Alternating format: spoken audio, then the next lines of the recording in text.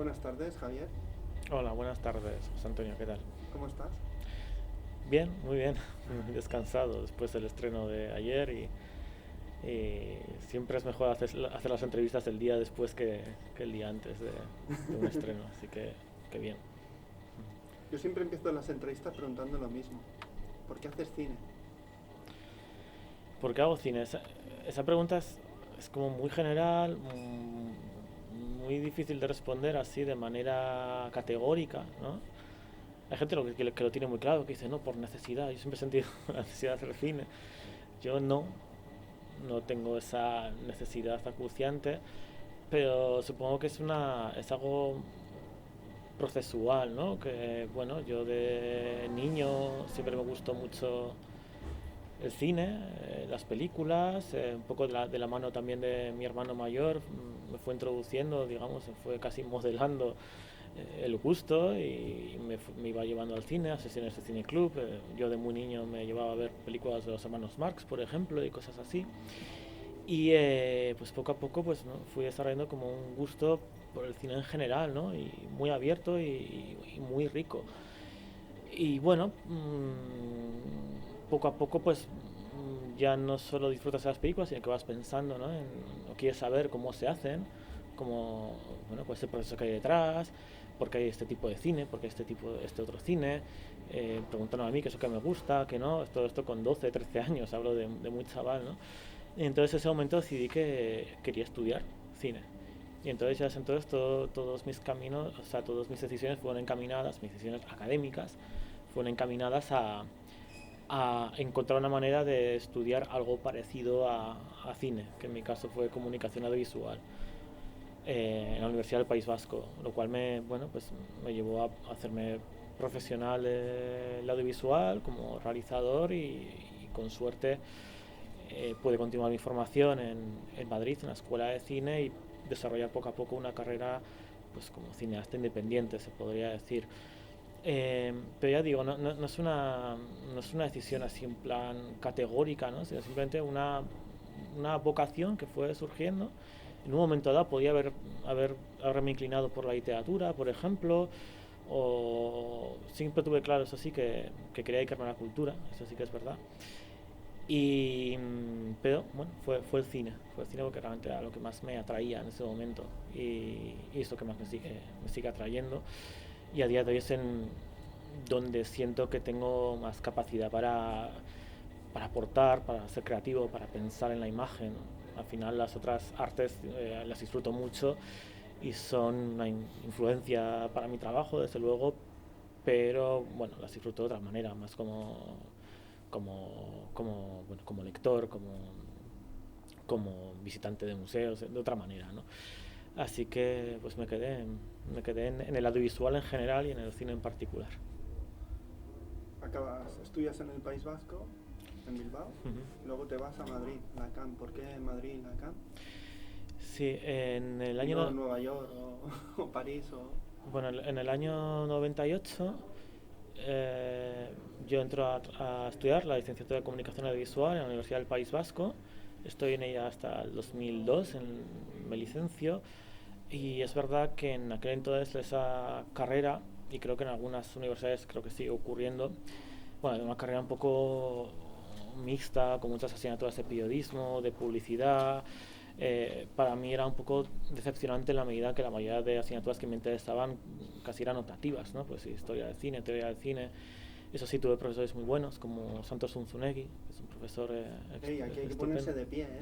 Aquí hay que ponerse de pie, una Vale, mano al pecho, porque estás hablando de un grande, ¿eh? pues sí, yo tuve la Su suerte libro de... de Bresson es, Es, bueno, es maravilloso y hostia. bueno, y toda su... Ahora sí que lo entiendo todo, Ahora Santos, entiendes ¿no? más cosas. Gracias, Santos, ahora sí que lo entiendo. Pues sí, para mí fue bueno, el mejor profesor que tuve en la universidad. Hubo otros también muy buenos, pero fue el que más marca me dejó. Y bueno, la verdad es que luego me lo he ido encontrando a lo largo de mi carrera más adelante y de hecho pues mantengo un poco de correspondencia con él, siempre le envío Buah, las esto es un películas que lujo, esto es hago un lujo. ¿Y qué tal? ¿Es benevolente, es buena gente o qué?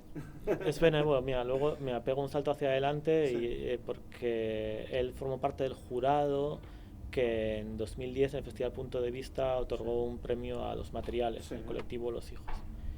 Y fue como, claro, fue un momento como muy de Los giro. Materiales, que es casi una película de culto en este circuito del Sí. cine, ¿no? Del cine.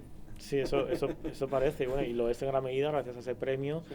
en el cual estaba Santos Zunzunegui de jurado, que en ese momento, claro, él ni sabía que yo había sido alumno suyo, por eso tuve que decir yo luego, en plan, oye, gracias, que es que además eres el alumno tuyo.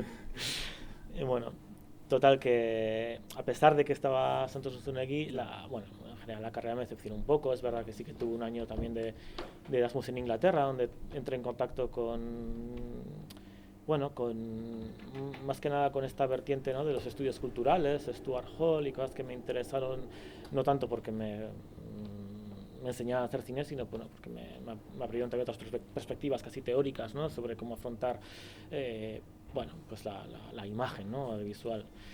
Y total, que en 2002 regreso y no lo veo claro, ni mi salida laboral, ni... Y bueno, como digo, estoy un poco decepcionado con este aprendizaje escaso, ¿no?, de cine en la universidad, y entonces decido que tengo que proseguir mis estudios, específicamente en cine. Eso es una decisión que, claro, con 18 no tenía herramientas para tomarla, porque era muy joven, porque tanto mis padres como yo pensábamos que había que tener una licenciatura universitaria antes de plantearme cualquier otra cosa. Pero en 2003, pues bueno, ya entiendo que tengo que tomar una decisión más seria con esto. Elegí la ECAM, entre otras cosas, porque bueno, tampoco había mucho para elegir en aquella época, pero era bastante más barata, por ejemplo, que la SCAC, que era la otra escuela, digamos, que yo barajaba para proseguir mis estudios. Porque sí que tenía claro que tenía que ser una escuela en la que, para empezar, hubiera algún tipo de filtro de entrada. Es decir, en la CAM yo tuve que pasar una serie de pruebas para poder ser admitido. Y eso creo que es muy importante, lo tenía claro en ese momento, y después ya como profesor lo tengo todavía más claro cuando y es algo que recomiendo a quien quiera estudiar cine, que no te metas en cualquier lugar que digan que enseñan cine, porque igual hay profesores buenos, no digo que no, pero en general te vas a encontrar con un alumnado que entra, que viene, que va, que no le interesa, o sea, que es un poco como un juguete para ricos casi, ¿no? Pero en cambio que en la CAM sí que eso lo tenía de alguna forma asegurado. Y como digo, hablamos de una matrícula que entonces eran como 3.000 euros, que hombre, es dinero, pero que entonces mis padres decidieron que iban a pagarlo. A lo cual se lo agradezco mucho, porque era un esfuerzo importante para ellos. Yo no procedo de familia rica, o sea, no, la idea de ir a Nueva York totalmente descartado, o sea, no, nada por el estilo. Y entonces, bueno, les dije, mira, estos 3 años voy a hacerlo lo mejor posible, y cuando termine voy a entrar a trabajar seguro, ¿no?, en lo que sea, ¿no?, ya será en rodaje, ya será en televisión, pero bueno, estaba convencido de que así sería. Y así fue más o menos, ¿no? Entonces, pues bueno, pasé las pruebas de entrada en la diplomatura de dirección, porque también tenía más o menos claro que quería ser director, y entré en 2003 en la CAM, y de hecho allí conocí a Luis López Carrasco y a Natalia Marín Sancho. O sea, el bilbaíno conoce al murciano y a la Magna. Exactamente, coincidimos en el primer año de la escuela de cine, y bueno, pues claro, se forjó ahí una amistad pues muy importante. Ninguno es de Madrid, me encanta esto. Ninguno es de Madrid, de hecho, puedo decirte más nombres. En mi promoción también estaba, por ejemplo, en fotografía Pilar Palomero, la directora de Las Niñas, y ella de hecho fue la directora de fotografía del cortometraje de ficción con el que yo me diplomé como director. O sea que bueno, que había gente que, o sea, muy interesante, la verdad, y otros que, bueno, pues no sé, que se han quedado por el camino, que bueno, han seguido otras historias, ¿no? Pero sí que tengo ese recuerdo en la ECAM de que el alumnado era un alumnado muy comprometido para hacer las películas, para hacer los rodajes. No era no era gente que... Nada, nada, retomo desde atrás, ¿vale? Y así... No, en la CAM tuve la sensación esa que fue muy... o sea, muy buena, la verdad, de que el alumnado que estaba allí era muy comprometido. O sea, con los rodajes que se hacían, con la asistencia a clase, o sea, realmente fue una inmersión muy fuerte. No éramos niños ricos que estábamos Ya. allí, íbamos un día a clase y otro día no, y lo dejamos y luego volvemos y luego te dan un titulito, no, era muy exigente y además había un plus de dificultad que era que cada curso que pasaba, eran 3 cursos, iban echando a gente. O sea, era una especie como de Operación Triunfo que... Se te nominaban, ibas a la calle. Sí, o sea, porque entrábamos, por ejemplo, en dirección entrábamos 12 alumnos, pero solo había 6 cortos para hacer al final, en tercer año. Con lo cual pues se iba haciendo una criba que, bueno, me fomentaba la competitividad, también es cierto, pero bueno, Ya, eran las reglas, las reglas. claro, era...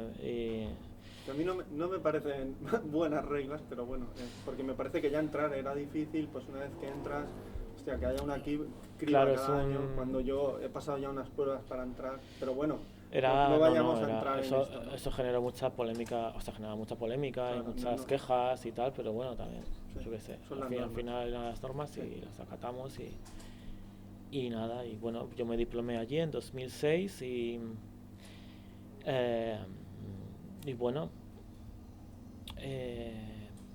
a partir de ese momento yo empecé a trabajar como realizador freelance, haciendo vídeos generalmente institucionales, corporativos, para instituciones. Yo era pues realizador y editor y con eso digamos me iba manteniendo pues para diferentes clientes. Generalmente para el Instituto de Comercio Exterior, porque empecé a tener ahí unos contactos, tuve una beca, con lo cual luego empecé a trabajar para ellos siempre como freelance, para el Museo Reina Sofía, bueno, Sí. para diferentes clientes, ¿no? Y eso ya me dio como una estabilidad así económica muy fuerte. Y como todavía era joven, me dio tiempo también a montar con Luis y Natalia el colectivo Los Hijos. Esto fue en 2008, que ya habíamos terminado la escuela. Y bueno, habíamos tenido pues estas experiencias laborales, cada uno en su ámbito, ¿no? Pues Natalia sí que estuvo mucho en rodajes, ayudante de dirección, Luis también estuvo trabajando en Filmoteca, bueno, hubo diferentes vías ahí laborales y en 2008 decidimos, oye, mira, estamos aquí, y habíamos venido aquí a Madrid los tres, de ir a Madrid porque nos gustaba el cine y no estamos haciendo cine, y mucho menos el que nos gusta, ni ser director. Y así fue como fundamos el colectivo Los Hijos en 2008. ¿Y los hijos qué ha supuesto para ti? Supongo que es una base fundamental, ¿no? Para después... Bueno, es que a mí me parece que los hijos... Bueno, luego me lo explicarás, Sí. pero yo la sensación que tengo es que los hijos continúan, Sí. en cierta manera. De otra manera, no tan fraternal, a lo mejor, perdona por la expresión, pero de otra manera continúa, porque yo en tu película veo operadora de cámara Natalia, agradecimientos a Luis, o sea que ahí el feeling, el hilo que formasteis todavía está ahí. Bien, pues a ver, los hijos... Y para mí como para mí como espectador, los hijos y para el cine que me gusta, hostia, es un referente, ¿no? En muchos aspectos. Joder, pues me alegro que lo comentes. Me acuerdo que ayer comentamos que yo vi circo Sí. en uno de los primeros festivales online que veía yo en mi vida, Márgenes, hace como 10 años. Los materiales, ¿no? El revisar ese cine español, ¿no? Sí. Luego en Árboles, ¿no? O sea, que bueno, que ya había algo de Guinea, pero ahí... Luego volvemos a eso, ¿no? Porque ahí ya he visto ya como las huellas de Guinea, ¿no? Sí. Pues a ver, los hijos, bueno, obviamente son muy importantes para mí por muchas razones. Bueno, la primera de todas es que, bueno, que ellos son mis amigos, o sea, son amigos muy cercanos, lo eran y lo siguen siendo. Y en ese momento en el que fundamos Los Hijos, que teníamos en torno a 26, 27 años, pues fue un momento de, digamos, ebullición de ideas, ¿no? O sea, recuerdo que nos juntábamos un poco casi con la idea traviesa, ¿no? De subvertir géneros, de subvertir metodologías, procedimientos, y de ahí salían pues cosas como El Sol de Membrillo, que fue nuestro primer corto, o sea, películas como irreverentes un poco, y que pensaban mucho en el dispositivo cinematográfico, en ciertas fórmulas que se habían, digamos, normalizado a la hora de hacer documental. Pues, por ejemplo, solíamos decir mucho que, bueno, hasta qué punto películas como El cielo gira o esta tipo de cine procedente, ¿no? Un poco influenciado por Jesús Guerín y Erice, pues no se había convertido en una especie de fórmula un tanto, bueno, falseable, o sea, como que se podía un poco buscar las cosquillas a eso, ¿no? Y un poco los materiales también tenía esta cosa de ir por ahí en plan, bueno, vamos a hacer como una versión punky irreverente de todo esto, ¿no? Entre otras cosas, ¿no? Luego los materiales son más. Porque para mí circo, ¿no? Por ejemplo, no sabría definirla, ¿no? Es que vosotros teníais la tendencia y la habilidad, a lo mejor, la habilidad de hacer películas y no saber dónde ubicarlas.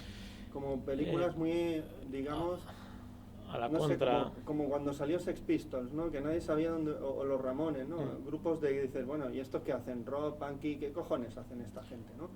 Sí, o sea, es que éramos como muy prolíficos en ese primer momento, precisamente por este tema de la ebullición. Teníamos un canal de Vimeo y nos enviábamos correspondencias, ¿no? Ahora que está un poco que han vídeos de un minuto que hacía cada uno y se seguía, digamos, un orden de turnos, ¿no? Hicimos 25 o 30 por ahí, y luego pues cada vez que tenías una idea que un poco pasaba nuestro filtro de calidad, porque bueno, no todas las ideas las llevábamos a cabo, ¿no? Pues entonces era intentar ejecutarlo lo más rápido posible. Y Circo, por ejemplo, es que nace con una especie de casi de spin-off de los materiales, porque fue en el mismo lugar en el que estábamos rodando los materiales, en la comarca de Riaño, en León, y fue casi como un ejercicio un poco de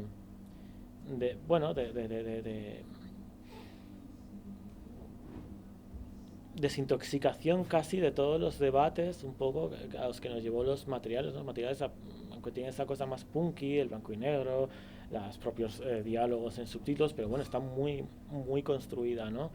Y nos llevó por lugares como un tanto, bueno, para nosotros era como tierra incógnita, en plan, bueno, oye, ahora que estamos con los subtítulos, inventándonos los diálogos en algún caso, ¿esto a dónde nos puede llevar, no? O sea, había tanto de experimentación y de que a veces pensamos que igual se nos podía ir de las manos o que perdiera homogeneidad o como que, bueno, como tenías algo como muy maleable y muy potente y cuando terminamos eso decidimos, bueno, y tenemos además otras 4 horas de material grabado en un circo que casi se montan solas prácticamente porque, no sé, fue una especie de rodaje casi milagroso donde pues sin hacer marcas en ningún sitio, ponías la cámara en un sitio y el camión se ponía en el sitio que debía, entonces era como que se iba construyendo el encuadre casi de manera pictórica, ¿no? Y es verdad que ahí eso sí se parenta más con esa cosa un poco más observacional, pero a la vez metíamos una entrevista, lo cual era como bastante que rompía un poco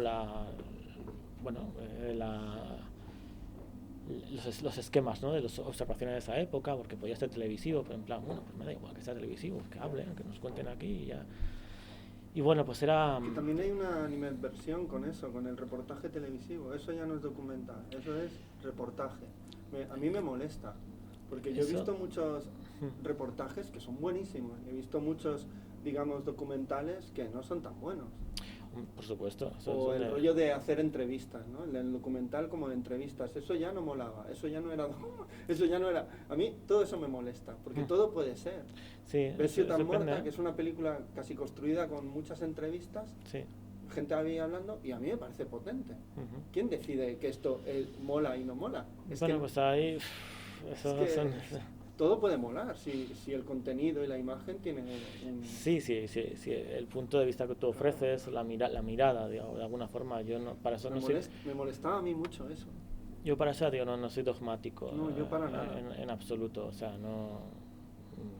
Por ejemplo, el uso de las voces en off, ¿no? Sí. Pues bueno, si está bien Claro. usada, pues ¿por qué no, no? O sea, no tiene por qué ser la voz en off del reportaje de animales que te cuenta la cosa, pues otra cosa, desde luego, o sea, pero Claro. bueno, es que tenga sentido estético y ético, ¿no? Con lo que estás mostrando, y es tan loable como cualquier otra cosa.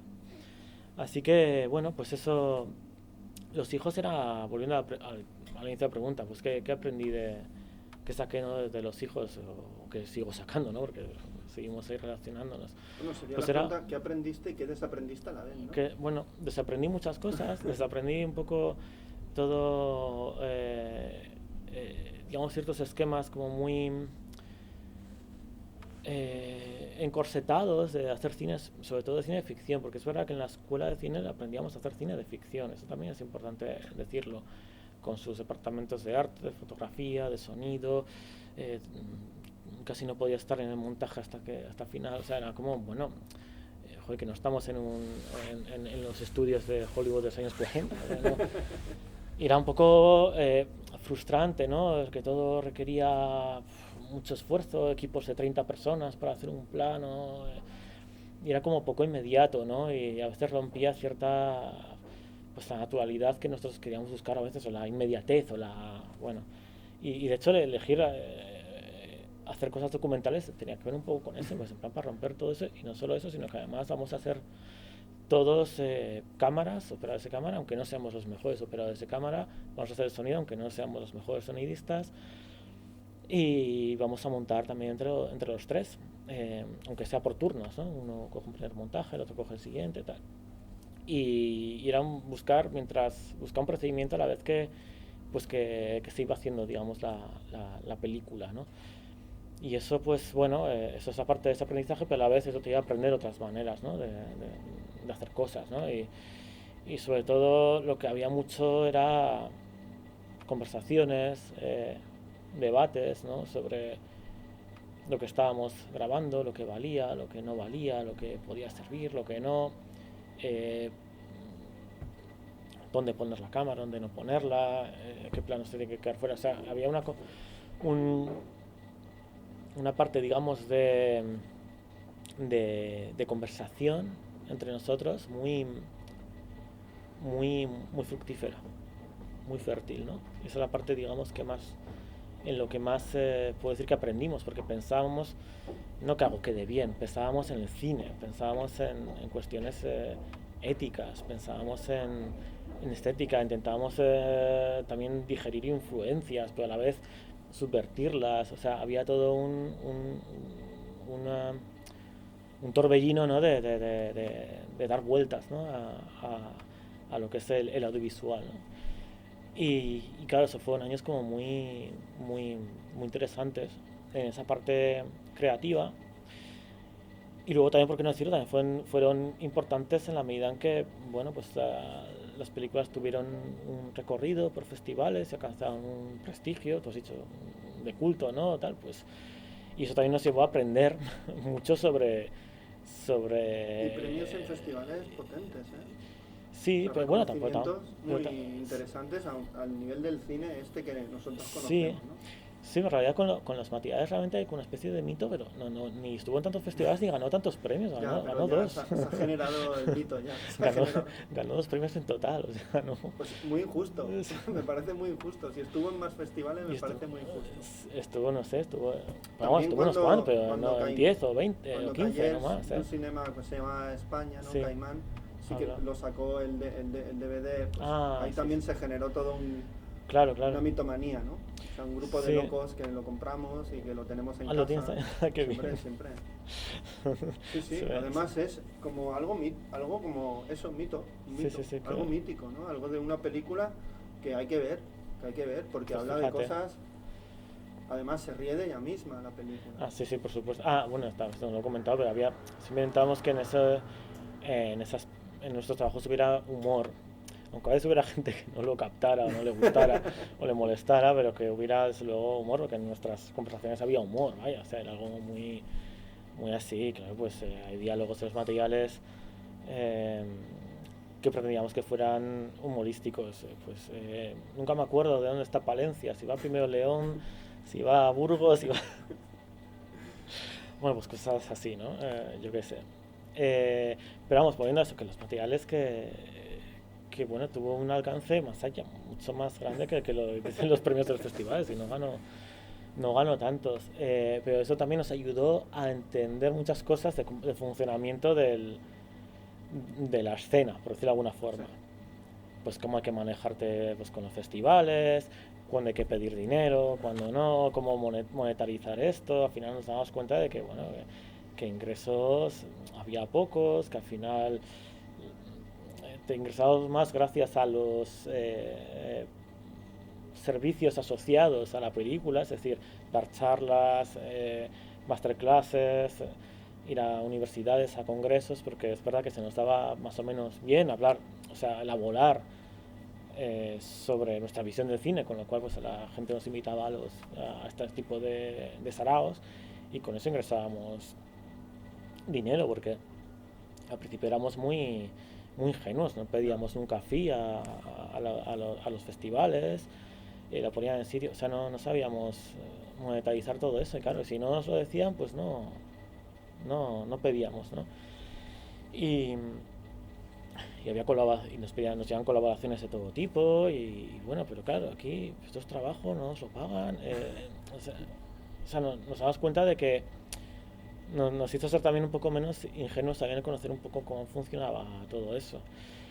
Y luego también por el lado bueno también te da una posibilidad de tener pues ya un pie en la escena, que creo que es algo como muy importante pues para toda la gente que empieza, pues conocer ya pues, a los programadores de festivales, de filmotecas, pues porque creen en ti, porque no sé qué. Entonces, bueno, ya lo que venga más adelante ya es más, por lo menos sabes que hay gente que la va a ver, que va a ver estas películas y les puede interesar. O sea, ya es algo mucho más sencillo, hay un trabajo ya hecho de antes. Y en ese sentido, pues como he dicho antes, fue clave el Festival Punto de Vista de Pamplona del año 2010, donde la película se estrena, donde conseguimos un premio a la mejor dirección y en el jurado está Santos Unzunegui, estaba Beatriz Navas, que en aquel entonces era programador de La Casa Encendida, y estaba el director de Fit Marsella del festival. Había otros dos cineastas también, pero bueno, estaba el director de Fit Marsella que se la quiso llevar a Marsella, entonces también se proyectó allí. Y bueno, pues ya empezó a moverse sola, ¿no? Así que bueno, luego es verdad que, claro, a la vez que todo esto ocurre entre 2008, que empezamos a fundamos el colectivo, hasta 2013, 14, fueron como 5 o 6 años como de mucho trabajo, de mucha ebullición, pero es verdad que al final también te iba un poco agotando, ¿no? Porque es verdad que lo hacíamos todo, en el momento dado pues hacíamos también los presupuestos, las facturas, los desplazamientos para pues hablar de nuestras películas, bueno, al final se acaba ocupando mucho tiempo y no nos permitía tampoco seguir con ese ritmo de trabajo, ¿no? Y, y así que más o menos en 2014 decidimos parar un poco. En aquel entonces ya Luis también había hecho su primera película, El Futuro. Y yo en aquel entonces hablo aquí ya personalmente, decido formar una familia. Yo tenía una novia ese año 2008 también. Y en 2014 ya decidimos quedarnos embarazados. En 2015 tengo un crío y aquí ya está. Y durante 3-4 años, pues yo, digamos, me desvinculo un poco de lo creativo porque realmente no podía dar abasto porque yo no tenía que seguir manteniendo mis trabajos de freelance. También empecé a trabajar de profesor asociado en la universidad para completar mis ingresos, esto fue en 2015 y bueno, entonces ya dimos ahí como por parado los hijos y bueno, cada uno en la medida que pudiera pues sacaba proyectos en solitario. Los hijos reales. Sí, entonces cambié los hijos por otros hijos, ¿no? Y entonces pues Luis hizo su primera película, El Futuro, empezó ya muy pronto con el proyecto del año de descubrimiento, que le ha llevado años. Y Natalia hizo en 2014 y 2016 hizo dos cortometrajes, que también tiene un recorrido importante por festivales. No, 2016 y 2018, mejor dicho. Vale. Estaba hablando de 2014-2015, Sí. en el cual pues yo formo una familia y eso pues digamos que me impide, o sea, digamos que asumo que durante un tiempo pues tengo que dejar, digamos, las cuestiones más creativas porque, bueno, yo no vivía de lo que ganaba con los hijos. Yo no, yo tenía que seguir manteniéndome con mis trabajos de freelance en la universidad y ahora pues con el añadido de los cuidados, ¿no? De primero un crío en 2015 y luego con otro en 2018. Así que, Javier, ¿qué hiciste? así que, así que bueno, pues bueno, asumí un poco eso y de hecho me desvinculé bastante, ¿no?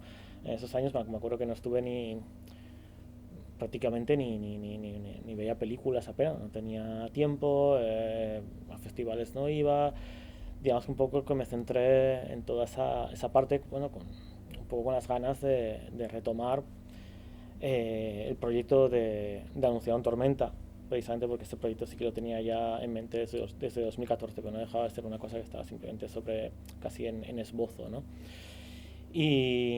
Pero bueno, tuve que esperar un tiempo y digamos pues que en este tiempo pues redujo al mínimo mi actividad. Sí que en 2016 me acuerdo que me reuní con Luis López Carrasco porque quería participar en el año de descubrimiento y de hecho como no podía hacer más tareas que las que me permitía mi vida familiar, decidí invertir en esa película.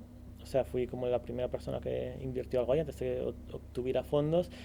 Y además, pues yo en un principio iba a ser el segundo operador de cámara de la película, o uno de los dos operadores de cámaras de la película, tal y como estaba pensada en aquel momento. Hablamos de 2016, a finales. Eh, Luego, pues por cuestiones de... Otra vez, pues porque en 2018 nació mi hijo en marzo y el rodaje del año de descubrimiento iba a ser en 2018, pero en enero, febrero, iba a hacerlo yo, pero se retrasó el rodaje. Y entonces ya a Luis le dije que yo operador ya no podía hacer, y entonces bueno, ya hubo otro equipo ahí, ¿no?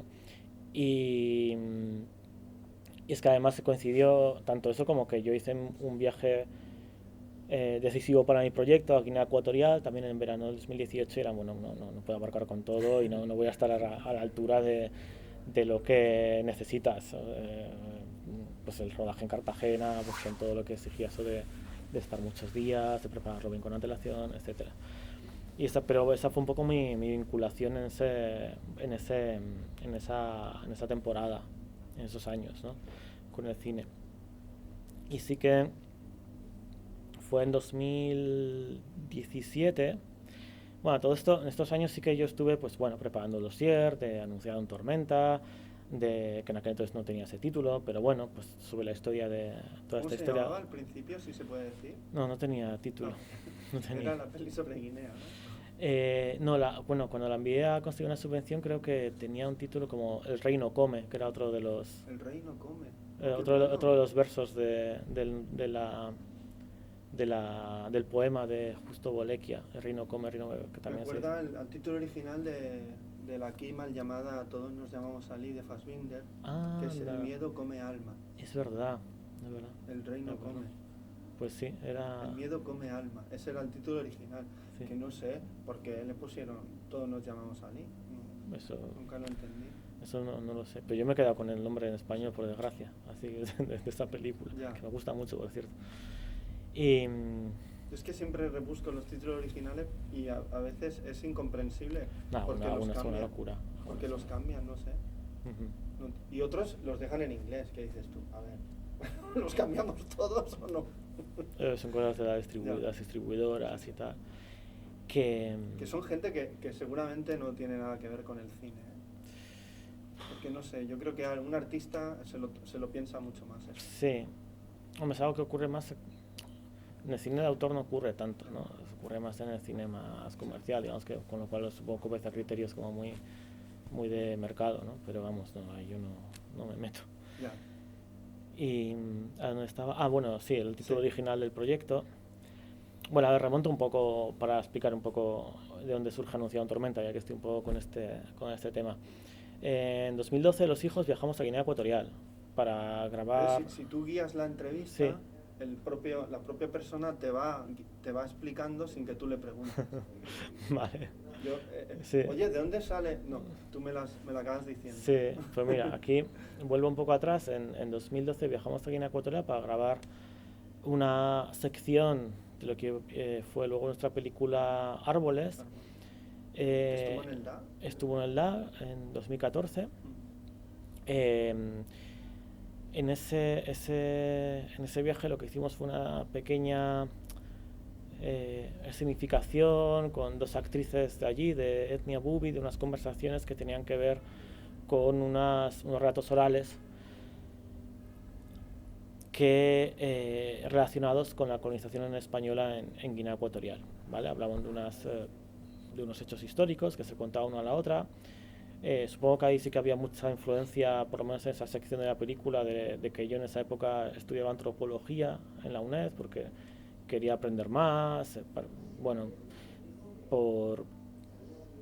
también para entender mejor ciertas dinámicas, también para aplicar luego al documental, de entender tu posición como cineasta, pero a la vez como investigador, respecto a los otros, ¿no? Jan Rush, por entonces. Sí, ¿no? sí, había mucho de eso. Porque, además, Jan Rush es un tipo que también subvierte mucho las cosas. Claro, eso, a mí me encanta.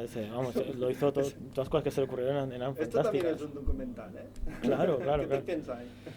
Y bueno, pues todo eso para mí era como muy importante, total, que bueno, estudié antropología y bueno, de hecho me licencié y tal, pero bueno, lo hice como únicamente con esa intención, ¿no? Un poco para tener herramientas un poco casi teóricas para luego pensar sobre ellas en mi praxis cinematográfica. Y bueno, pues con el tema del pasado español, del colonial español en Guinea Ecuatorial, pues me empecé a interesar bastante y una primera incursión fue, digamos, ese rodaje estuvimos ahí 2 semanas o 20 días más o menos. Fue un poco accidentado, fue muy difícil porque es un país muy complicado para rodar, y además teníamos pues un desafío añadido, que era que estábamos trabajando con actrices en ese momento y tal, y bueno, fue una cosa un poco más más cuidada de alguna manera, pero bueno, hicimos esas escenas que luego formaban parte de la película, u otras que se quedaron fuera, pero yo me quedé un poco con las ganas de investigar más, de seguir ahondando en Guinea Ecuatorial, porque para mí me quedé bastante fascinado. Ya lo estaba, ¿no? Por lo que había leído, ¿no? Porque me parecía increíble que hubiera un territorio en África que había sido dependiente de España hasta 1968, hasta hace muy poco, que se habla español, que tiene una herencia de España evidente, ¿no? En sus calles, en todo, en el idioma, que sabían todo sobre la cultura española, mientras aquí no se sabe nada de ellos. Me parecía algo tan tremendo. No sé si lo viste, que se llama El escritor de un país sin librerías. Ah, no, es sobre Juan Tomás Ávila Laurel, ¿no? Sí. Sí, bueno, pues mira, está muy bien que exista ese documental también, porque pero que nada que ver con el tuyo, son dos puntos de vista diferentes. Claro, no tiene que ver, este es como más... Bueno, para empezar, es sobre sobre la actualidad y lo que supone la dictadura de Obiang ahora mismo y tal. Y bueno, de hecho grabaron, si no me equivoco, a escondidas, ¿no? Ahí, claro, es otro tema. Pero no. También hay un segmento como en la tuya de... Sí. ¿No? Tipo de nodo, ¿no? Sí. Una cosa espantosa. Claro. Que dices, aún parece hasta cómico de lo salvajes que son ocultando la verdad. Es hasta cómico, dices, hostia, y mucha gente se lo tragaba, y es todo tan preparado, tan falso, con esa voz tan pomposa, ese misionero, no sé, es todo tan increíblemente pueril y además horrible, horroroso, ¿no? Claro, era pueril y era muy malvado, paternalista. Sí. Muy paternalista, porque yo creo que no pretendía ser malvados, pero claro, tú ves la imagen del cura avanzando todo blanco y los africanos detrás llevando porteando. Los que llevan, los porteadores son ellos. El cura, ¿no? Claro, es algo tan evidente. que en imagen es racista, Totalmente. es colonial, pero claro, desde el punto de vista de ellos, y cuando se hacen estas películas en los años 40 era una labor civilizatoria, y tú lees textos de esa época, incluso discursos de Franco y de Carrero Blanco sobre las colonias, y ellos niegan que fueran colonizadores. Sí, sí. Se desmarcan, ¿no? Porque, claro, Gran Bretaña y Francia eran unos criminales que esclavizaban a la gente, pero nosotros no, porque teníamos la fe católica y no sé cuántos, pero claro, eso es algo, y eso se ha vendido bastante, y a día de hoy, si hablas con ex colonos de Guinea Ecuatorial, que además son muy activos en foros, ¿no? Compartiendo fotos antiguas y cosas así, persiste esa visión, y de hecho es Hay una película delicado más, hablar con ellos. Hay una película ahí, Javier. Es una película pues muy difícil porque, o sea, pero sería fantástico que esta gente pudiese hablar, ¿no? Pueden hablar, pero el tema es con qué intenciones les convences tú para que hablen cuando probablemente tu postura política va a ser muy contraria a la de ellos. Y es algo, mira, por ejemplo, yo hablé con uno, de hecho, para mi película. Tú has visto el guardia, el primer informe lo escribe un guardia civil, que es el primero que va, el que además admite el uso de violencia, de que quemaron la cabaña. 29 de junio, ¿no? Es pues cuando lo detienen. Se llama un tal de la Torre, Juan Ramón de la Torre Rey. Sí. Pues yo entrevisté hablé en Zaragoza con su bisnieto, vale. Ramón Núñez Diácono, nacido allí, en Guinea Ecuatorial, un señor que tendrá ahora unos 60 y tantos años, ¿no? Y bueno, era, dentro de cabe, pues muy conciliador, entendía pues lo que supuso el colonialismo para ellos y tal, igual, pero bueno, de alguna forma le quitaba importancia a todo esto, ¿no? En plan, bueno, pues había órdenes, tal, tampoco moría tanta gente, tampoco así como quitando hierro. Y claro, tampoco llegaba y tenía un archivo estupendo. Yo hablé con él y me enseñó muchas fotos y álbumes y bueno, o sea, realmente era algo, jolín, pues sí, realmente aquí habría una película solamente con este hombre, pero claro, ¿en qué momento va a surgir el conflicto en algún momento, ¿no? O sea, estoy ahí. Y es algo que es muy interesante también, pero ay, mira, no quiero meterme. No quería tampoco... ¿Quién decía aquello de hay películas muy interesantes, pero a nivel personal son imposibles, ¿no? Era como un rollo de, a nivel tu postura moral, claro. Es que a mí me costaría mucho... O sea, yo intento en mis películas establecer una empatía, ¿no? Con las personas con las que hablo. No me sentiría muy bien si traiciono de alguna forma la confianza de quien me está contando tal, a no ser que abiertamente, bueno, pues se estableciera, mira, esto va a ser así, estas son mis posiciones, pero entonces probablemente nunca no tendría el apoyo, nadie querría hablar. Es que me pasó que con otro de las personas, otros de los ex colonos que vivieron allí, uno que también tenía un archivo gigantesco de libros, una habitación entera, 800 volúmenes, también con fotos, con tal, y el que además era como un poco el que había iniciado el foro, un poco el aglutinador casi de los ex colonos, un señor que vive aquí en Barcelona además. Bueno, pues hablé con él y tal, bueno, y claro, sus ideas respecto a los guineanos eran racistas. Él de alguna forma lo escondía un poco, diciendo que, bueno, pero bueno, negaba cosas como el apartheid que hubo en la colonia. Eso cualquier guineano que le preguntes, a Justo Vega le cuentas que hoy se ríe, en plan, ¿cómo que no había apartheid? ¿Cómo que no podías subirte a los autobuses con los blancos? O sea, vale, que sí, el apartheid de Sudáfrica es muy famoso, pero había en Guinea, había sitios donde los guineanos no podían entrar, vamos, ni de lejos. O sea, había una cuestión de violencia estructural, y hablo de los años 60, no hablo de 1904, ¿no? O sea, y claro, pues con este hombre, bueno, después de hablar con él, tal, yo fui ahí un poco para documentar. Solo había en Estados Unidos y en Sudáfrica. Exacto, eso, no. y hablando con él, pues bueno, como fue agradable la conversación, tal, pero al día siguiente me metí en un grupo de WhatsApp, este señor, un grupo de WhatsApp en el que me empezó a llegar, pues un montón de morralla de extrema derecha. variada, ¿eh? O sea, no, bueno, pues no solo sobre las colonias, sino, bueno, pues obviamente sobre feminismo, sobre toda la agenda esta, ¿no? Sí. De extrema derecha. Y bueno, pues que ¿dónde voy con, qué hago con este señor? Que no deja de ser un abuelo también, es que, claro. Ya. Así que hay una película ahí, pero bueno, Ya. me interesa mucho, pero habría que ver igual la manera Quizá encuentres el encontrarla. dispositivo, ¿no? Encontrar el dispositivo El dispositivo hay adecuado, que encontrarlo.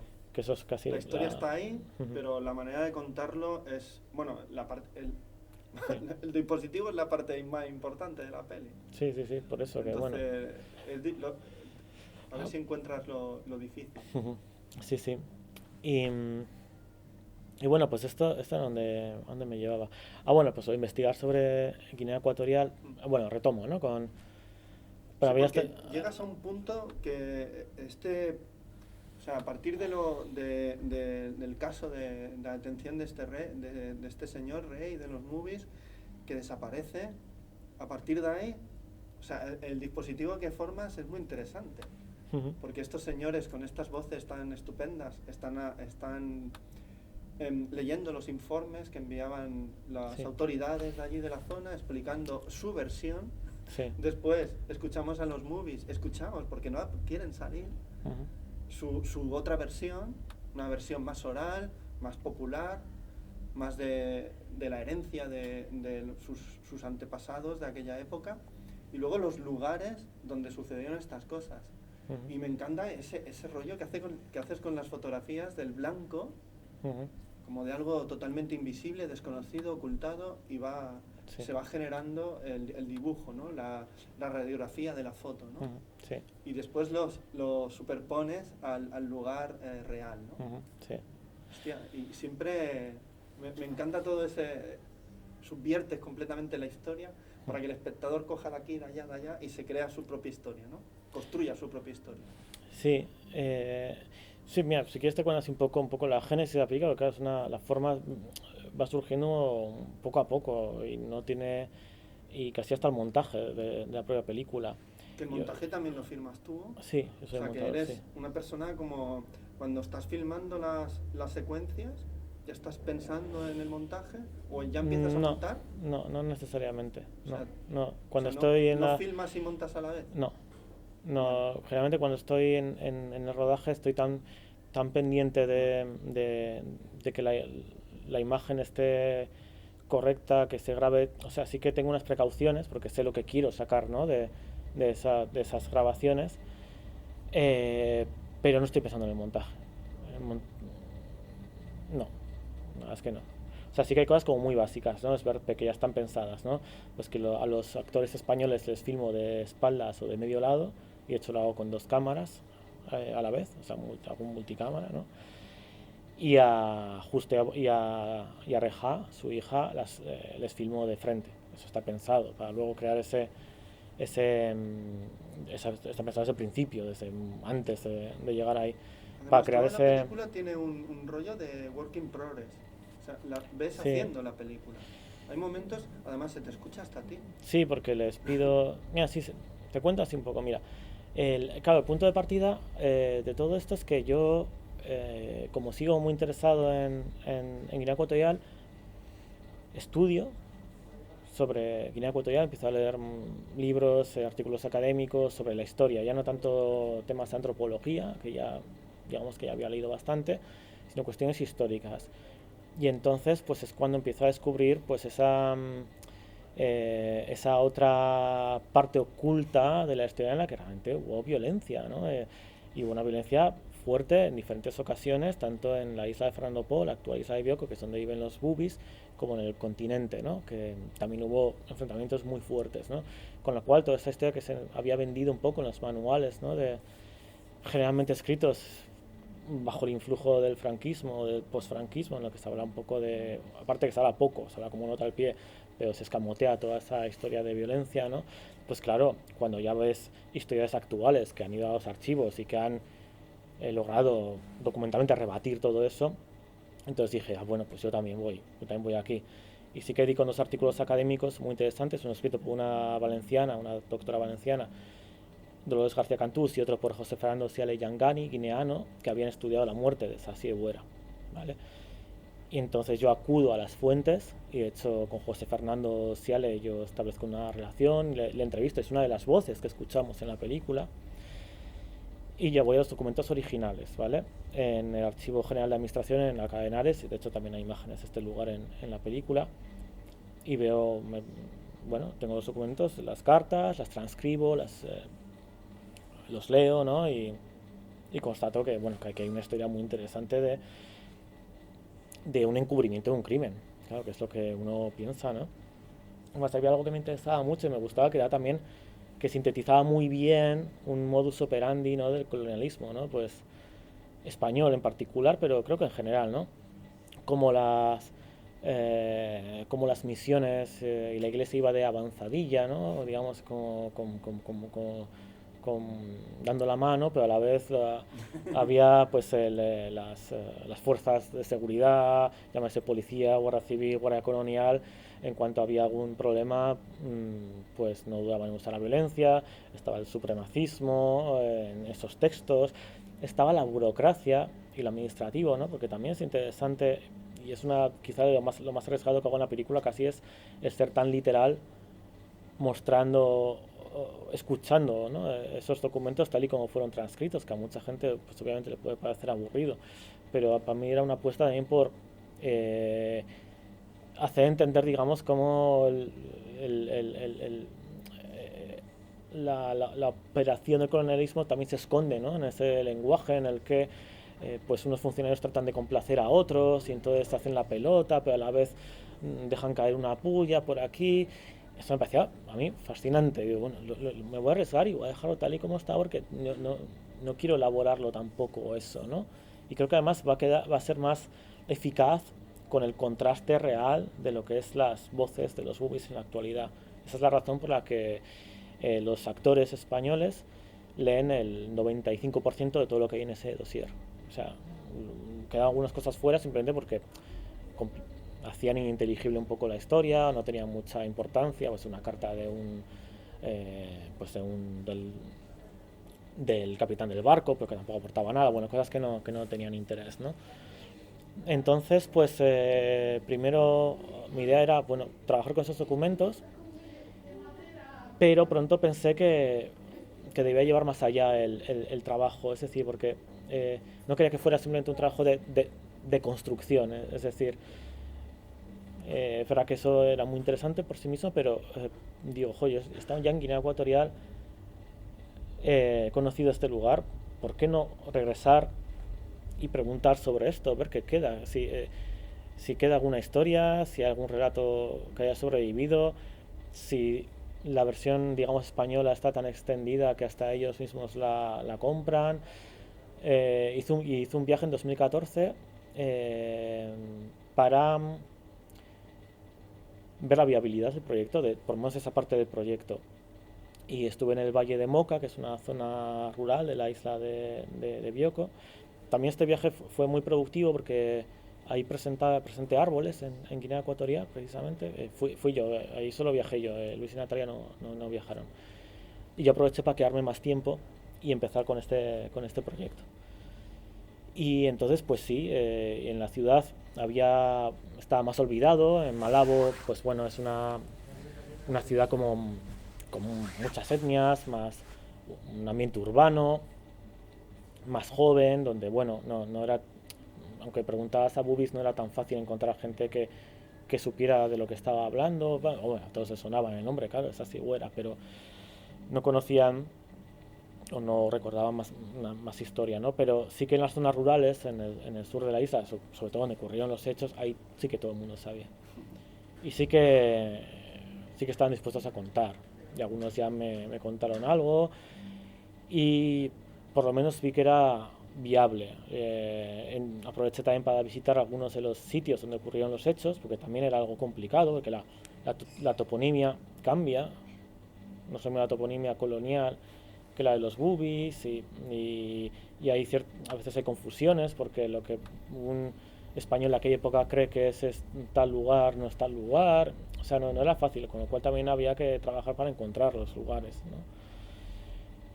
Y eso pues también lo realicé en ese viaje y volví en 2014 de ese viaje con mucho material. Y entonces aquí es cuando en 2014 decido parar todo por lo que te he contado antes de mi vida familiar, ¿no? Cuando tenía como unas 15 horas de muy buen material y muy interesante que no pude encontrar el momento de mirarlo con detenimiento y tal. Y luego también porque en ese momento no sabía todavía muy bien qué hacer con los documentos españoles, qué dispositivo encontrar. Y tenía que pensar, bueno, ¿qué hago con esto? ¿Qué hago? Y entonces me puse un poco ya las pilas.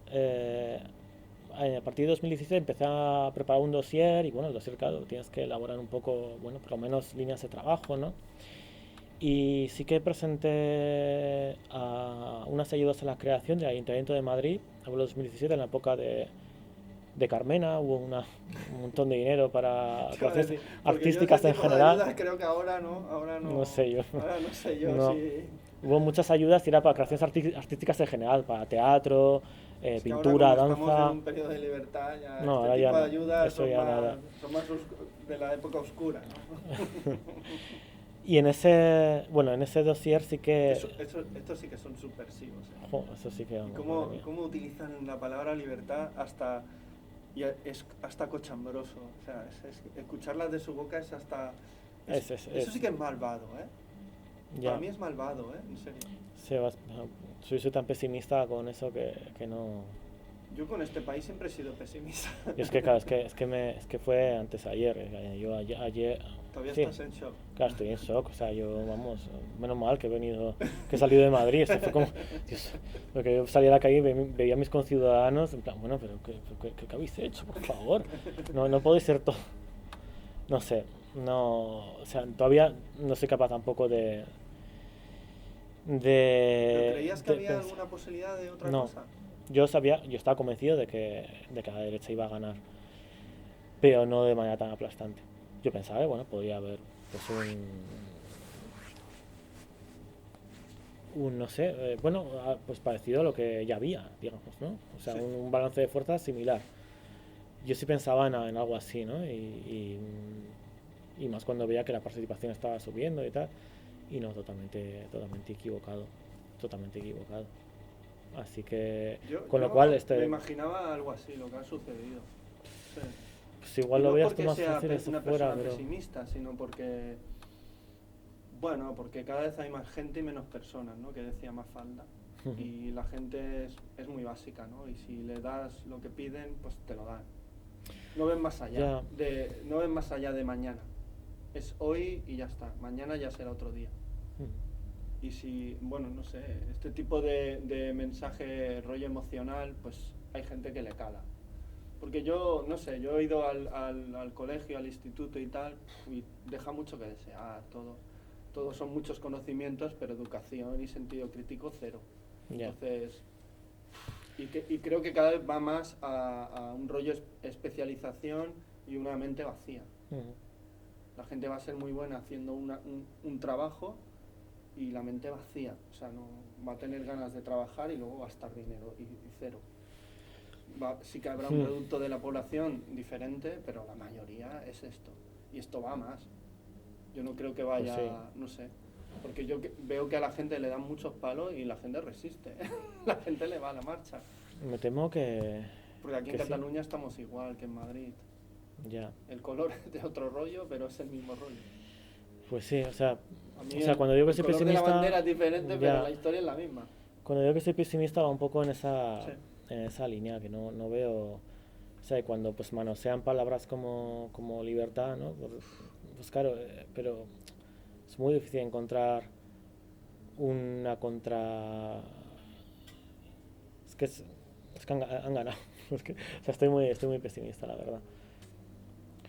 Bueno, pues obtuve una subvención del Ayuntamiento de Madrid, una ayuda a la creación, y eso me dio para preparar un pequeño rodaje en Madrid. Y ahí ya me puse, digamos, en serio. Ahí sí que, bueno, me dediqué más a tiempo completo en el proyecto, porque sí que veía que tenía una oportunidad importante de sacarlo adelante con esta financiación, ¿no? Y entonces opté por, como tenía transcritos esos documentos, decidí convertirlos en orales, de alguna forma. Es decir, opté por elegir a varios actores que, digamos, de alguna forma representaran a las personas, a los funcionarios coloniales que intervienen en la elaboración de estos documentos, ¿no? Y que los leyeran. ¿Por qué? Porque me parecía de alguna forma que al leerlos y mostrar en imagen el propio acto de grabar esas voces en off, están grabadas en un estudio de sonido, de hecho se ve un poco el técnico de sonido al fondo y tal, se convertían esos textos en algo todavía más artificial si cabe, y a la vez se debilitaba y se hacía más evidente la construcción.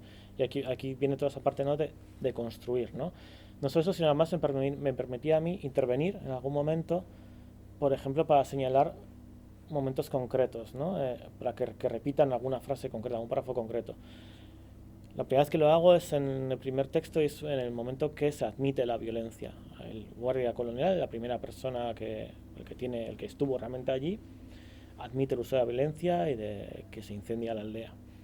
Y eso quiero que se repita, quiero que se escuche, porque luego nadie más va a contar eso. Luego empiezan a modular y a suavizarlo todo. Y en otros momentos pues también lo utilizo este recurso. También lo hago con actores especializados en voces en off, ¿no? Porque de alguna forma es un poco el tropos ¿no?, de la voz en off como autoridad, ¿no? Y aquí es como que está subvertido en la medida que, bueno, vemos las caras de esos actores, como son, digamos, reciben instrucciones, como se equivocan incluso, en un momento alguno se equivoca y lo muestro. Y también me servía como para ir como todavía limando más, ¿no?, esas palabras oficiales que estaban en esos textos, ¿no? Entonces, con estas imágenes, estos cogotes, ¿no?, sobre todo de estas personas, lo que hago es asociarlos o relacionarlos con imágenes de archivo, fotos, de los lugares en los que ocurrieron los hechos.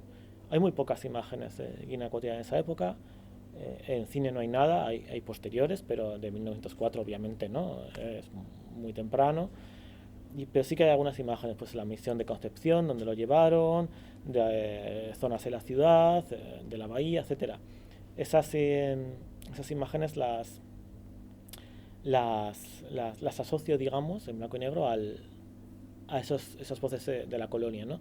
Y son imágenes que parten de blanco, se van dibujando como si se fueran revelando y acaban volviendo a borrarse, ¿no?, en muchas ocasiones, ¿no? De alguna forma me servía también para desechar la idea de que esas imágenes fueran una prueba de nada, un fetiche, no quería que fueran como, esta imagen no me resuelve el crimen, simplemente muestra que este sitio existía, ¿no?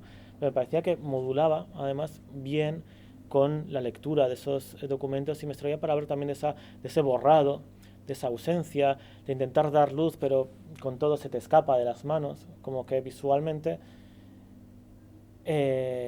dialogaba bien con el tema de la película, ¿no?, con ese borrado, ¿no?, de la historia, esa ausencia, lo que ya es irrecuperable, etcétera. Entonces, a estas imágenes rodadas en España, o sea, a estas secuencias rodadas en España con los actores y estas imágenes de archivo, les contrapongo lo siguiente, que son los registros orales que yo había realizado tanto en 2014 como un segundo viaje que hice en 2018, con la ayuda de Justo Bolequia, al cual conozco en Madrid en un congreso, y me presento, le explico el proyecto y consigo convencerle para que participe en él, porque él es la principal eminencia, digamos, en cultura bubi, es el lingüista, escritor, poeta y la primera persona que elaboró un diccionario bubi español y que estableció la gramática bubi. O sea, la persona, digamos, prácticamente él es la lengua bubi, por decirlo de alguna forma, el custodio de la lengua. Tienen nombres españoles, como sí. Sí. Eso es la colonización, Claro. Continua, que no te puedes quitar de encima. Y hay una cosa interesante también que es que el nombre de esa ciegüera, hasta la película, hasta el año pasado, solo aparece, tú mirabas en Google, solo aparecía en su forma original, escrito en bubi, con dos entradas, la del poema de Justo Boleca, que es el que lee él mismo al final de la película, y en ese texto académico que he comentado de José Fernando Sela y Yangani, porque era una entrada como muy perdida, ¿no? O sea, había muy pocas entradas en Google que mostraran el nombre original de esta persona. El resto era Pablo Sas Ebuera, el nombre dado por los españoles. Y me acuerdo que cuando hablé con Justo Boleca estaba orgulloso de que al haber puesto online su poema, ese nombre original pudiera por lo menos estar en internet, en Google, ¿no? Y claro, ahora mismo pues con la película pues se ha multiplicado, ¿no? La presencia de ese nombre, lo cual, que fíjate, parece una tontería, ¿no? Pero, o sea, me parece como que es otra pequeña contribución a esa reparación. Nombre, ¿eh? Claro. Le roban la... Bueno, le bautizan contra su voluntad, contra su voluntad. O sea, todas luces, claro, o sea, le roban todo, ¿no? O sea, no solo la vida, sino la memoria, claro. la identidad, o sea, todo. Todo lo que puede robar a una persona, ¿eh? Y con él a todo el pueblo gupi, ¿no? Toda la cultura, la lengua, que es un poco la parte final de la película, la que habla un poco de las consecuencias, digamos, que aquello pudo tener en el presente, ¿no? Tú lo reivindicas con el poema, ¿no? Claro. Hablado en Bubi. Claro.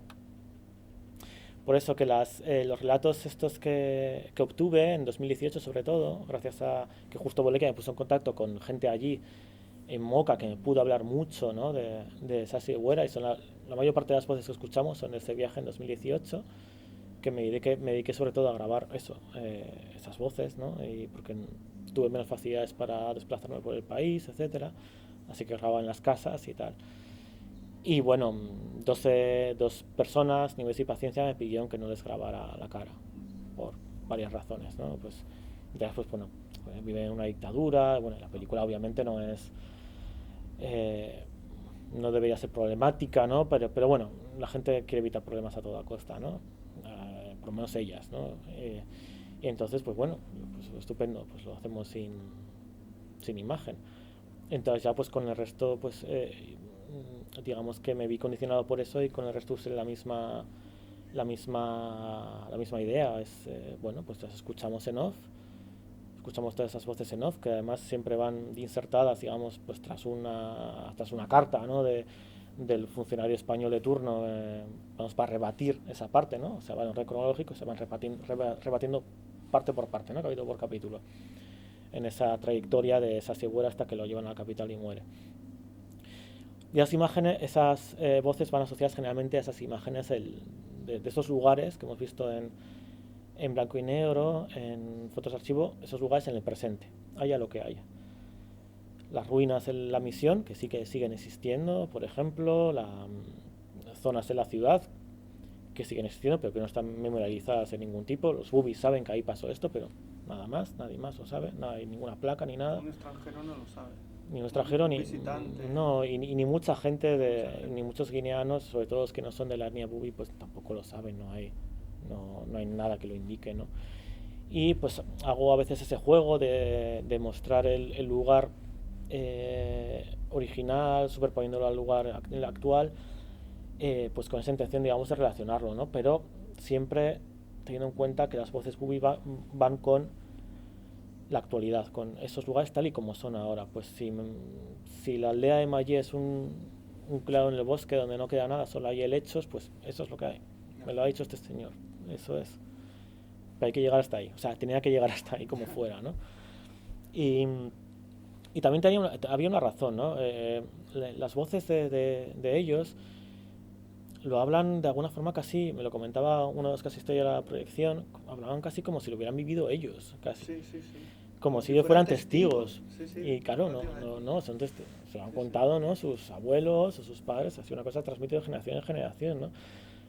Es lo que se llama, ¿no? En antropología también la posmemoria, ¿no? Es una memoria elaborada, pero no es una memoria directa, ¿no? Es indirecta y también tiene sus contradicciones, ojo. Y bueno, pero ellos lo hablan, lo relacionan con el presente, que aquello tuvo consecuencias, que de esto no se ha querido hablar hasta hace muy poco, o sea, con lo cual todavía me reforzaba más la idea de usar esas imágenes de esos lugares en el presente, y también de la pertinencia de la película, al fin y al cabo, que no fuera solo un estudio casi medio historiográfico de investigación, ¿no? sobre el colonialismo, que bien, sino que además estuviera tocando algo, fibras que, pues que en la actualidad para estas personas podrían ser importantes. Y de hecho justo Bolequia y su hija, nacida en Madrid, o sea, española, afrodescendiente, pero bueno, que nunca ha estado en Guinea, pues claro, me hablan, o sea, realmente estaban muy interesados en la película y generalmente cuando hemos estado en coloquios juntos, pues en Madrid y tal, pues en el debate se ha hablado del presente, curiosamente, ¿no? Es algo muy, muy interesante. Y, y el cierre finalmente es como una manera de tomar partido, si no era suficiente ya lo que yo Pues si no propongo en la quedaba claro. película, pero bueno, me parecía que también estas cosas hay que tenerlas, bueno, tampoco hay que pasarse sutil o tal, sino bueno, quería cerrarlo de alguna manera que además fuera emotiva en cierto modo, ¿no? Y lo que hice fue que en el mismo lugar en el que grabé a los actores españoles de espaldas, en el mismo estudio de sonido, grabé a Justo Bolequia y a su hija, leyendo el poema que Justo Bolequia compuso y que era el primer documento en lengua bubi que habla de Sasiebuera. Lo compuso él, habiendo hecho previamente también una investigación de campo, preguntando a sus ancestros allí, bueno, a sus mayores, mejor dicho, que a su vez lo conocían esta historia de sus ancestros, pues sobre Sasiebuera, ¿no? Y entonces, en cierto modo, pues él como investigador primero de esta historia y como eh, gran autoridad en lengua bubi, casi como el custodio de esta cultura, era importante, era crucial que él fuera partícipe de este proyecto y dejarle ese momento final. Y hay una cosa muy, muy bonita, que es que en principio mi idea era que él leyera el poema, que lo viéramos de frente para contrastar con esas espaldas que hemos visto. Tomo partido por esto, por la verdad poética, como se quiera, ¿no? Pero no por las versiones oficiales históricas. Voy a tomar, como dice Barthes, ¿no? Lo oral está más cercano al afecto y por qué no tomarlo como más verdadero que documentos que pueden ser manipulados e interesados como cualquier otro, como es el caso, ¿no? De estos. Y entonces se propone que él quiere hacerlo con su hija. Y yo, bueno, estupendo, pues que venga también. Y entonces hicimos varias tomas eh, con la dificultad que es que a su hija, como he dicho, es afrodescendiente, pero nunca ha estado en Guinea. O sea, estaba así muy, muy de pequeña, bueno, creo que no hasta nunca. Y ella le costaba hablar en bubi, le cuesta. Y entonces lo que ocurre en ese momento de grabación es algo pues que claro no estaba planeado, ¿no? Que estas son las cosas que a veces es importante decir, ¿no? Que a veces ocurren cosas en el rodaje que hay que estar abierto a ellas. Pues sí, pues que no solo que venga la hija, sino que además decidí grabar todo, incluido las instrucciones que el propio padre le daba a su hija. Y claro, me parece un momento como para mí decisivo de la película, que es el momento en el que la hija le cuesta empezar y le pide, diciendo en español a su padre que necesito que mi padre diga la primera palabra. Y, y esto lo escuchamos y la imagen está en negro. Entonces el padre dice la primera palabra y ya empieza la imagen, empieza la secuencia. Y entonces ya al unísono, bueno, al unísono, o sea, entre los dos van leyendo el poema. Y, y bueno, pues para mí era el cierre adecuado también porque estaba la transmisión de la lengua, de la cultura y de esa la resistencia, ¿no? De ese contrarrelato hacia lo que habíamos visto anteriormente y eso a través de, pues eso, de dos sujetos, de padre e hija, ¿no? Y bueno, pues me parecía que era un cierre eh, redondo, ¿no? Bueno, y una toma de partido, ¿no? Y una toma de partido, digo, estética y ética también, ¿no? Porque yo no podía filmar de la misma manera, aunque estuviéramos en el mismo sitio, Claro. a unos y a otros, ¿no? La película estuvo seleccionada en Berlín, supongo que... ¡buah! ¿No? Sin palabras, ¿no? De todo lo que pasó allí. Fue en Berlín, sí, estuve en la sección Berlinale Forum en 2020, como 2 semanas antes de que se desatara la pandemia y todo esto. Así que fue un momento casi como que lo tengo como un poco, casi como de ensoñación, casi, porque fue... ¿Esto ocurrió? No me lo creo, ¿no? Espera, un momento, voy a mirar qué hora es, porque a las 6:30... No, vamos bien, vamos bien. tengo un coche alquilado, que si no me cierran, ¿vale? Pero vamos, tenemos rato, ¿eh? Disculpa.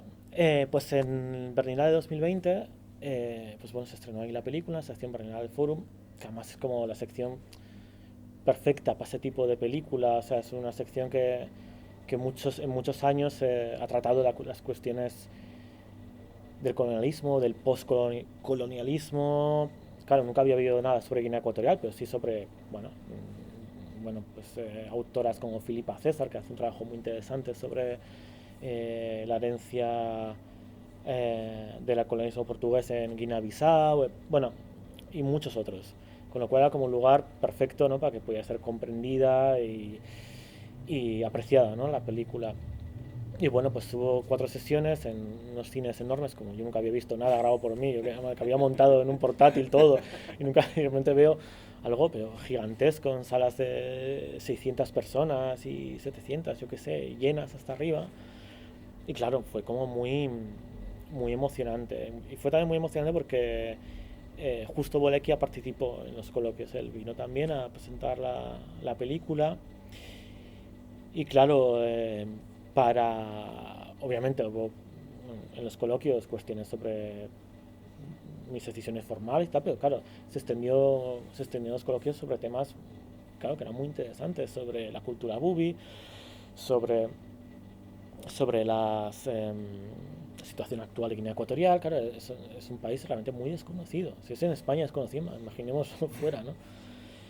Y hubo un momento que recuerdo muy bonito en un coloquio en el que alguien preguntó si en los años en los que sucede estos hechos, a principios del siglo XX, si había algún tipo de documento bubi, escrito en bubi, a lo cual justo Beliquia se queda quieto, se queda, vamos, como muy extrañado y a la vez sorprendido y le responde, pero es que fui yo quien estableció las reglas escritas del bubi, o sea, yo soy la persona.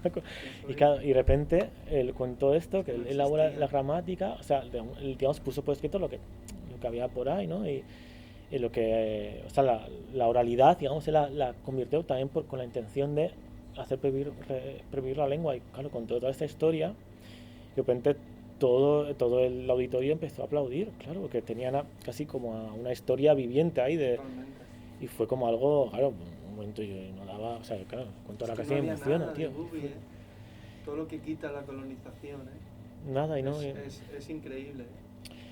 Claro, y luego por los avatares de Guinea Ecuatorial, después de la independencia, pues tampoco, ¿no? Porque con la élite, digamos, que se instala en el poder, de mayoría fang, pues tampoco hace nada, ¿no? Porque el bubi, digamos, por proteger el bubi no es un idioma oficial. El idioma oficial que hay en Guinea Ecuatorial es el español, punto.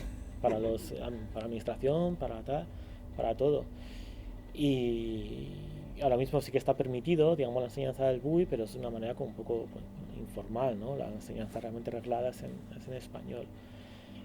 Y bueno, pues siempre ha habido como recelos, por decirlo de alguna manera suave, ¿no? Entre las élites gobernantes de Guinea Ecuatorial y bueno, pues la etnia bubi bueno, si bien hay periodos de más tensión que otros, ¿no? Pero bueno, a veces ha habido conflictos graves, ¿no?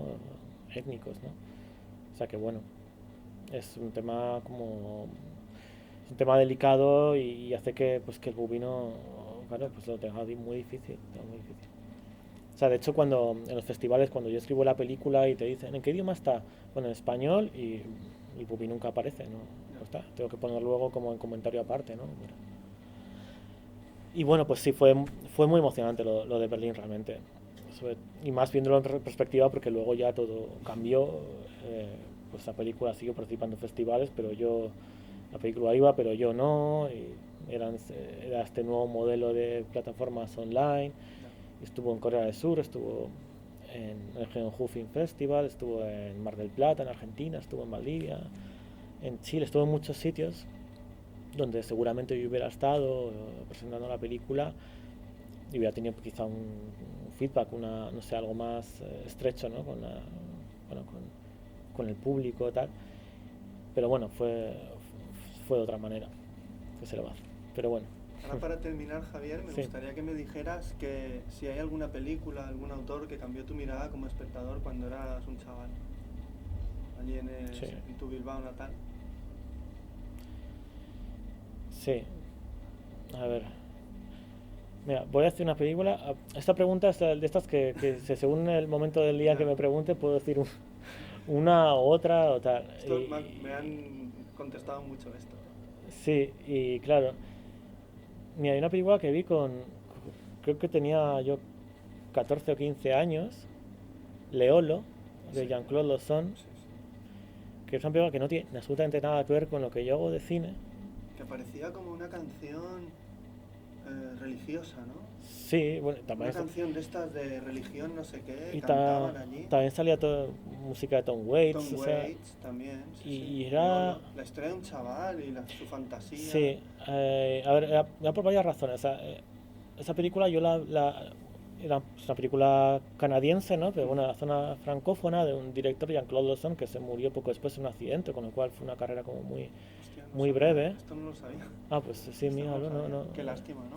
Sí, y fue una película que yo la vi y esa primera vez que pensé, esto no se parece a nada que no haya visto, que yo haya visto antes. Luego había como un componente ahí como de cercanía, porque yo tenía 14 años y el protagonista también, aunque claro, la historia era como tremendamente escabrosa y no tenía nada que ver con mi vida, digamos, tranquila y formal de niño que hacía bien los estudios que yo tenía, ¿no? Pero bueno, pero sí que, digamos que canalizaba ciertas inquietudes mías o no sé, ciertos instintos, no sé cómo decirlo. Bueno, cosas no que te bullen, ¿no? Cuando tienes 14 años, que es un preadolescente, pues la sexualidad, la cierta frustración con tu entorno, la decepción, la sensación de que te puedes volver loco. Bueno, y todo estaba contado de una manera tan lírica, por decirlo de alguna forma, tan especial, a pesar de que era todo tan escabroso. Pero había momentos yo había un momento que me parecía increíble que se me quedaba siempre grabado, que es que el niño por las noches, para dormir a su familia, se acerca a la cocina con un libro y abre la puerta de la nevera para que le ilumine, para que dé la luz de la nevera y empieza a pasar frío mientras lee un libro, que le ilumine la luz de la nevera. Y no solo eso, sino que además esa puerta de la nevera le hace, si puede traspasarla y entra en Italia. Entonces hay un momento musical maravilloso en el que piensa en la chica que le gusta, que es una vecina y tal. Y claro, de repente era tan exuberante, con tan pocas cosas, ¿no? Que me pareció maravillosa. Y fue como, quizá fue también fue una película que me hizo pensar mucho en la puesta en escena. Porque vea que antes igual pensaba más en el guión, joder, cómo está construido esto, como tal, al final es como que te lleva, ¿no? Bueno, y quizá no me fijaba tanto, ¿no? Pero en ese momento dije, bueno, claro, aquí ya no es tanto el guión, que también, ojo, ¿eh? Pero, como, bueno, aquí ya es otra cosa. Y es una película además muy de los 90, creo que muy poco reivindicada, muy olvidada. Y creo que para mí marcó un antes y un después. Aunque insisto, no tiene creo que ninguna influencia en lo que yo he hecho, digamos, posteriormente. Pero, pero sí que me cambió la manera de ver el cine, sí. Pues Javier, un placer hablar contigo. Hemos estado un ratazo. Esto Sí, es me ha fantástico. encantado, lo he pasado muy bien Pero además. nada. Me gusta como hemos repasado tu trayectoria, ¿eh? Sí, sí, no, claro, vital prácticamente, sí, sí. Nada, que vaya muy bien. Yo siempre digo una cosa, que gracias por tu trabajo, por este tiempo y sobre Gracias a todo ti. hasta la próxima película. Pues a ver, esperemos que no pasen tantos años. Bueno, el tiempo que Lo que toque, necesites, ¿no? lo que toque, si al final es eso, el tiempo que sea necesario.